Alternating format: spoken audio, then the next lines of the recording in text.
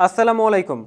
হামজা চৌধুরী বাংলাদেশ জাতীয় দলের এই একাদশটাতে কোথায় ফিট হবেন, কোন পজিশনে খেলবেন, এই নিয়ে আপনাদের মনে কৌতূহলের শেষ নেই। অনেকে জিজ্ঞাসা করেছেন এই নিয়ে অনফিল্ডের পর্দায়। আমি নিজে আরও একটি ভিডিও করেছি প্রায় দিন দশেক মতো আগে, এবং সেই ভিডিওতে আপনারা আসলে আপনাদেরকে দেখিয়েছিলাম একেবারে খুঁটিনাটি পদ্ধতিতে পন্থায় বোঝানোর চেষ্টা করেছিলাম যে কোন রোলটাতে বাংলাদেশ দলে আসলে হামজা চৌধুরী ইনকর্পোরেট হতে পারেন। ওই একই জিনিসটা আজকে আবার করতে চাই, তবে আরেকটু প্রিসাইজড ওয়েতে, আরেকটু ডিপ্লোম্যাটিক ওয়েতে, আরেকটু ইন ডেপথ অ্যানালাইসিস করার মাধ্যমে। প্রথমে আমরা যেটা দেখব সেটা হচ্ছে ইনিশিয়াল ফরমেশন, অর্থাৎ কোনো ধরনের মানে কথা রাগঢাক না রেখে আমি কোন ফরমেশনটা বাংলাদেশ দল মিডফিল্ডে আসলে খেলতে পারে সেটা আপনাদের দেখানোর চেষ্টা করলাম। 4-3-3 ফরমেশনটাতে আমি প্রেফার করব বাংলাদেশকে খেলার জন্য। সেখানে ডেস্ট্রয়ারের ভূমিকায় হৃদয় বা কাজেম শাহ যে কোনো একজন থাকতে পারেন। নাম্বার 6 পজিশনটাতে জামাল ভুঁইয়াকে আমরা রাখতে চাইবো, এবং নাম্বার 8 পজিশনটাতে আমরা আসলে হামজা চৌধুরীকে ইনকর্পোরেট করতে দেখতে পারি।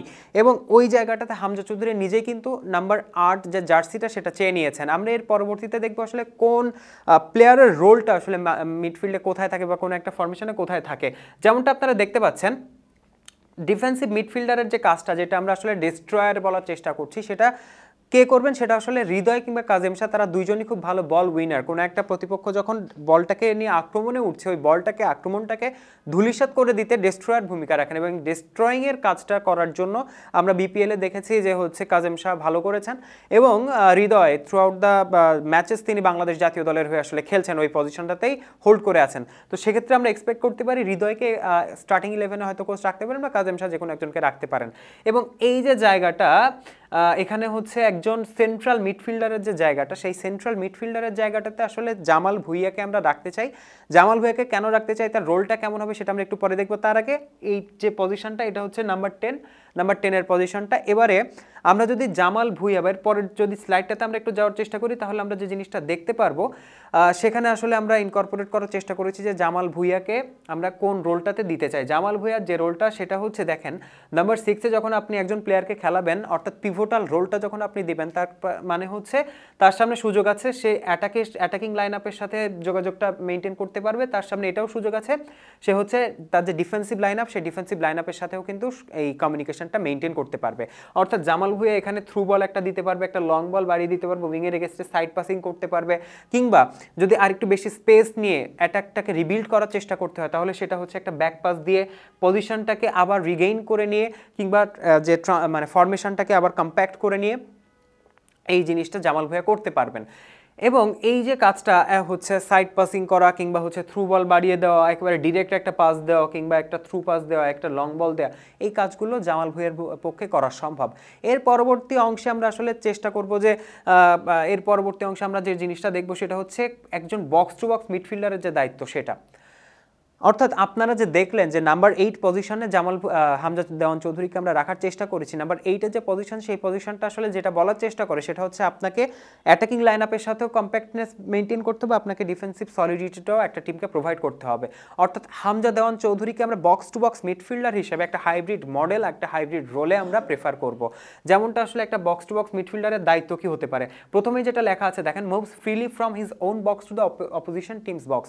অর্থাৎ এটা একটা ফ্রি রোল, এবং এই ফ্রি রোলটাতে একজন বক্স টু বক্স মিডফিল্ডার যেটা করার সুযোগ পান সেটা হচ্ছে আপনি যখন ডিফেন্ড করছেন, তখন আপনাকে ওই মিডফিল্ডারটা ডিফেন্সিভ সলিডিটি প্রদান করবে। কিভাবে সলিডিটি প্রদান করবে?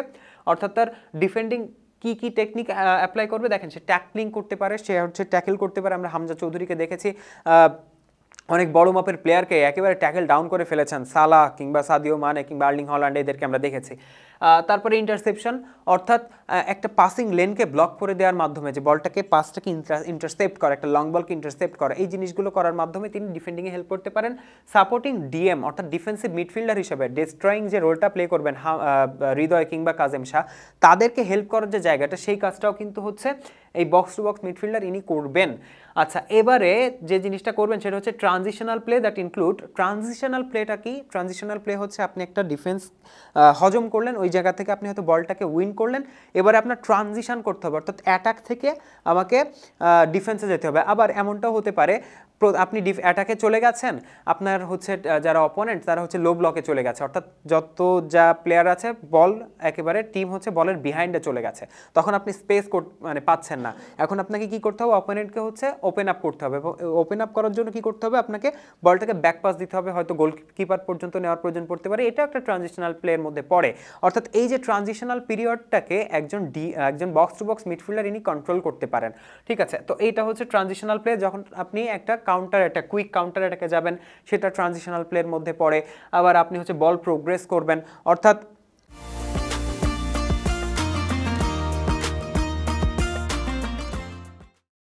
আপনি নিজে বলটা নিয়ে হচ্ছে দৌড়ে নিজের অর্ধ থেকে অপোনেন্টের অর্ধে চলে যাবেন। এটাও কিন্তু একটা বল প্রোগ্রেশন বা বল ক্যারিংয়ের যে অ্যাবিলিটি, সেটা বক্স টু বক্স মিডফিল্ডারের একটা দায়িত্বের মধ্যে পড়ে।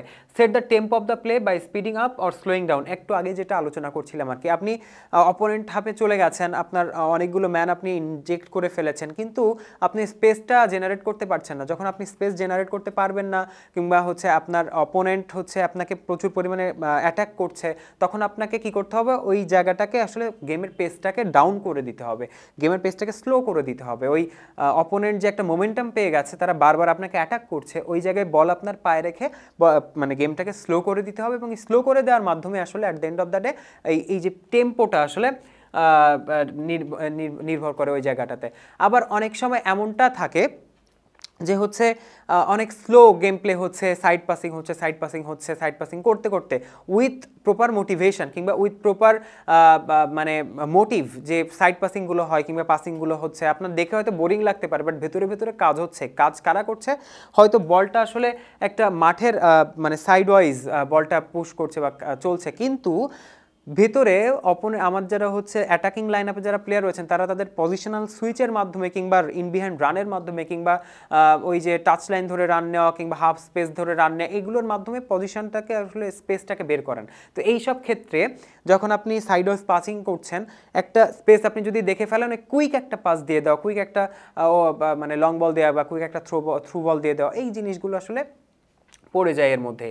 আচ্ছা, এবারে আমরা যখন হচ্ছে এর আগে ভারতের দলটার শক্তির জায়গা নিয়ে বা দুর্বলতার জায়গা নিয়ে ইনফ্যাক্ট কথা বলার চেষ্টা করছিলাম, তখন বলছিলাম যে একটা লং বলকে তারা আসলে ওইভাবে ডিফেন্ড করতে পারে না, এবং ওই জোন 14-এর যে জায়গাটা, অর্থাৎ আমার যে ডিবক্স, অপোনেন্টের ডিবক্সের ঠিক সামনের জায়গাটা থেকে তারা আসলে শর্ট কনসিড করে। এখন এই যে জায়গাটা, এই লং রেঞ্জ শট কিংবা লেট রান, অর্থাৎ হাফ স্পেস ধরে একটা লেট রান নেওয়া, অপোনেন্টের ডিফেন্ডারকে ভড়কে দেওয়া, আমার নাম্বার 9-এর জন্য পজিশন বা স্পেস ক্রিয়েট করে দেওয়া, এই জিনিসগুলো আসলে বক্স টু বক্স একজন মিডফিল্ডার করতে পারেন। আপনারা দেখে থাকবেন যে বার্সেলোনার হয়ে গাভি কিংবা রিয়াল মাদ্রিদের হয়ে আসলে জুড বেলিংহাম, কামাভিঙ্গা, তারা এই কাজটা করেন। পল পগবাদেরকে একটা সময় আমরা দেখেছি এই কাজটা করতে। তো এই যে কাজটা, অর্থাৎ লং রেঞ্জের একটা শুট নেওয়া কিংবা লেট রান নিয়ে প্রতিপক্ষকে ভড়কে দেওয়া, এই কাজগুলো আসলে ওরা করেন। আর off the ball movement, off the ball দেখেন, একটা 90 মিনিটের খেলায় আপনার পায়ে বল থাকবে হয়তো সর্বোচ্চ 2 থেকে 3 মিনিট বা তারও কম সময়। এখন এই বাকি 87 থেকে 88 বা 90 মিনিট আপনি কি করছেন মাঠে, এটা সেট করে দিবে আপনার দল জিতবে নাকি হারবে। সো যখন আপনি এমন একজন প্লেয়ার যে আপনার উপরে পুরো দলের প্রেশারটা নির্ভর করছে, আপনার অ্যাটাকেও হেল্প করতে হবে, আপনাকে ডিফেন্সেও হেল্প করতে হবে, তখন আপনার off the ball movement is very much important, very much vital role play করবে এই জিনিসটা।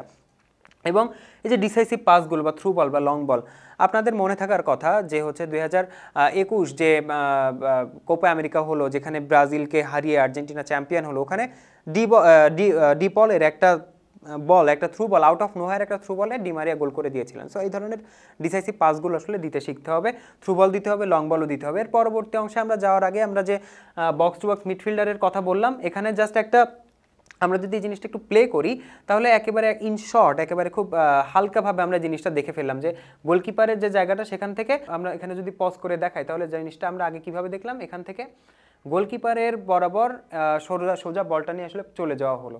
এই জিনিসটা মোটা দাগে ওই একজন বক্স টু বক্স মিডফিল্ডারের কাজ, বাট কাহিনী এতটাও তো সহজ না, বাট কাজটা আসলে ওটা। এবারে হামজাকে আমরা কোন জোনে আসলে মানে দেখতে পারি, হামজাকে আমরা শেফিল্ড ইউনাইটেডের হয়ে এই জায়গাটাতে রাইট ব্যাক হিসেবে দেখেছি, কিংবা লেস্টার সিটির হয়ে সিএমএ দেখেছি, ডিএমএ দেখেছি। হামজা আসলে একজন চ্যাম্পিয়ন প্লেয়ার। শেফিল্ড ইউনাইটেডের কোচ যেটা আসলে তাকে নিয়ে বলার চেষ্টা করেছেন যে হামজা ডিফেন্সিভ সলিডিটি দেবেন এবং হামজা হচ্ছে মিডফিল্ডে তাকে স্ট্রেংথ দিবেন। এই স্ট্রেংথ কিন্তু বা এই যে ডিফেন্সিভ সলিডিটি এটা বক্স টু বক্স মিডফিল্ডারকে আসলে দিতেই হয়, থাকতেই হয় তার কাছে। এই যে জোনটা অর্থাৎ আমার ডি বক্সের বাইরে থেকে প্রতিপক্ষের ডি বক্সের পর্যন্ত বা এর মধ্যে যে যাবতীয় এই পাশে অ্যাটাকে মানে এই পাশে প্রতিপক্ষের অ্যাটাককে নস্যাৎ করে দিয়ে আমার টিমের ডিফেন্সকে সলিডিটি দেওয়া, এ পাশে হচ্ছে প্রতিপক্ষের ডিফেন্সকে নাড়াচাড়া করে দেওয়া বা আমার অ্যাটাককে শানিত করা, এই কাজটা হামজা এই জোনটাতে অকুপাই করবেন, এই জোনটাতে থেকে হামজা কাজটা করবেন।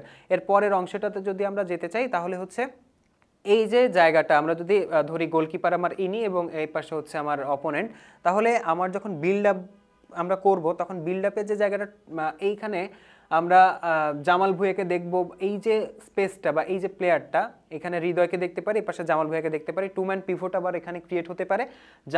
হামজা এখান থেকে হচ্ছে ফ্রিলি মুভ করবেন, এই হাফ স্পেস ধরে হয়তো আমরা কাউকে দেখে ফেলতে পারি।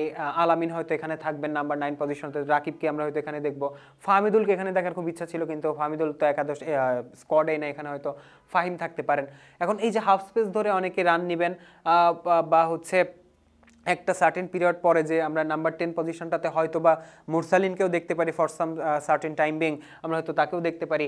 এখন এই যে জায়গাটা হাফ স্পেস ধরে রান নেওয়া কিংবা হচ্ছে উইং অকুপাই করা কিংবা এই বক্সে হোল্ড করা, এই যে জায়গাগুলোতে প্রপার টাইমে বলটা সাপ্লাই করার জন্য হামজার ইনক্লুশনটা বা হামজার ওই ওই ইন গেম ব্রিলিয়ান্সটা ইজ ভেরি মাচ ইম্পর্টেন্ট।